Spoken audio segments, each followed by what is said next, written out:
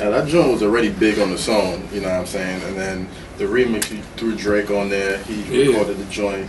It got a little bit bigger, but he didn't, you know, he wasn't in the video. But I salute him just for even getting on the record because it says a lot about his character for him to just get out and step it in, and just shed more light on the record. He shed a little more light on the record because it was a hot record, so he did take it to give his fans a chance to listen to what he had to come out, what he had to say on Tony Montana, and giving his fans a chance to hear Future for the first time. But he didn't get on the video. It wasn't like, I wasn't real mad about it, but I just felt like when I first talked to him about it, I told him, when you do this, make sure you know what you're doing. This is my baby. This is the first song that I'm doing. This is Tony Montana. This is my single. This the one that I feel like mean the most to me because this is my breakout single. Even though Racks, I did it, and it was just that broke my career. It shed light on my career before my breakout single was Tony. So I told him, like, don't make the picture, don't mess up the picture, don't mess up rap, hip hop, because they want to see. That's what they want you to do.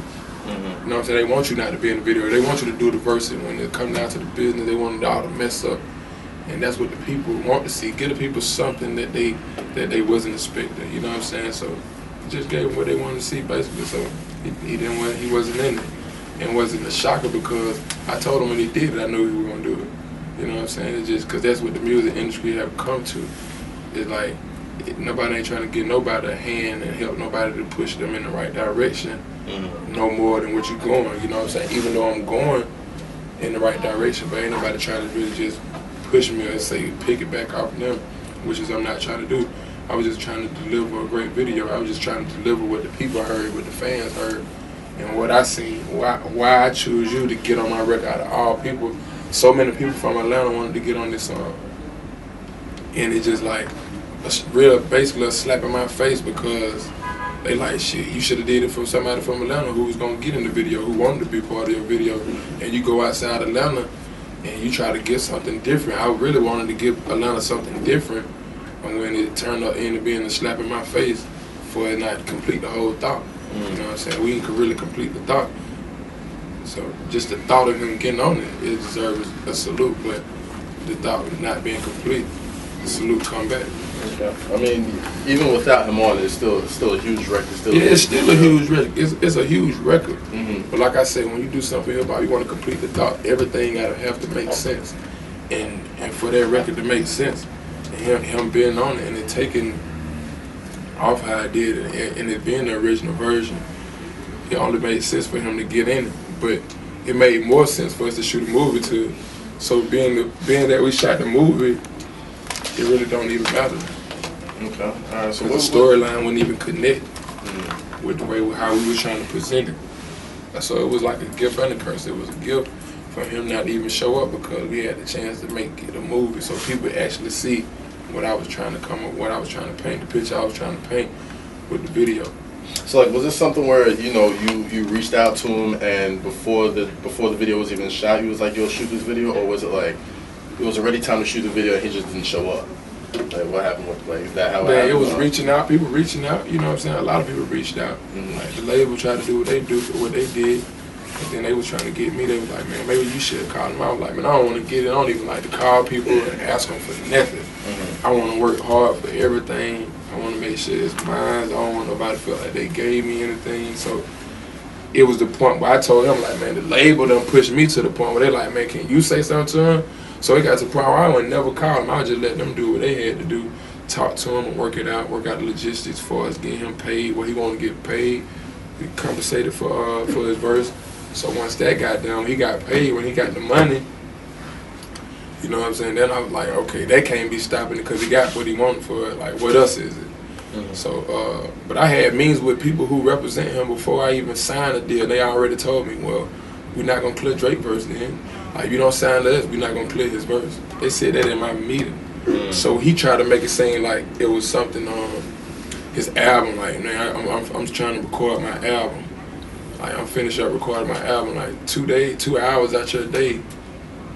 Like, when you're not recording your album, and we trying to fit it in your schedule, because he was coming up to New York, so he couldn't make it to Santo Domingo 1 week.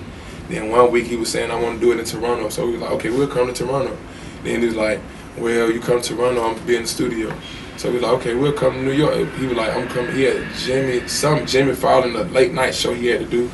So he's like, okay, he said, you gonna be in New York.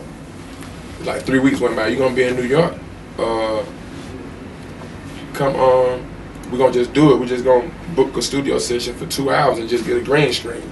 Or we're gonna get a little restaurant so you can walk in and then make it look like we over in Santo Domingo. He's like, man, I'm working on my album. I'm like, your album ain't got nothing to do with in the morning when you wake up early in the morning. Shit, 2 hours out your day, we done paid you $100,000, whatever you want. If it's about the money, I give you the money. If that's what it's about, you got the money. It's like, nah, I want to do it. So why you don't do it? Like, people do make time for what they want to make time for. So at the end of the day, and I was just like, man, you ain't even got to do it then. You know what I'm saying? Like, man, if it's that big of an issue, don't do it. Like, I don't want to feel like I got to pressure you into doing something that you don't want to do. You wanted to get on the record. I didn't call you. Ain't like I called you and reached out to you. I was in my own zone doing me. You could have never got on the record. We would have still been doing fine. But, and you know what I'm saying? You reached out to me and get on it. So I don't know what you want, what your real reason for doing it. But at the end of the day, I took it as a win-win situation because Tony was a hot record. And then he jumped on it. He didn't have to do it. So I just take a negative and make it a positive. Even though he didn't get in the video, hey, he jumped on the record. It was a win-win for my situation. We got to move on. Magic, the next single. Don't get caught up in what a person haven't done for you. Just use it as a tool to make you even go harder, you know what I'm saying? So I just use that to go back in the studio and do it all over again. So it ain't even no hard feelings towards Drake or whatever. It just show you, man, people have their own different motives of why they do things. And even it wasn't even on him. He tried to make it seem like it was on him, but I already had to meet that he didn't even probably know about. I had to meet with the people that represented him before I did the deal. They was mad I didn't do the deal with them. You know what I'm saying? So they already said, man, we're not gonna clear Drake, period. We're not gonna clear him. Like, you don't sign with us, you're not gonna clear him. So that's just the industry for you right there. Okay. Was it like Universal or Young Money or? No, it wasn't Young Money. It wasn't Young Money. It wasn't Universal. Like, most definitely wasn't Young Money. Okay. All right. So let's talk about. It was more on his management side. You know what I'm saying? It was management. Okay. It was a management decision.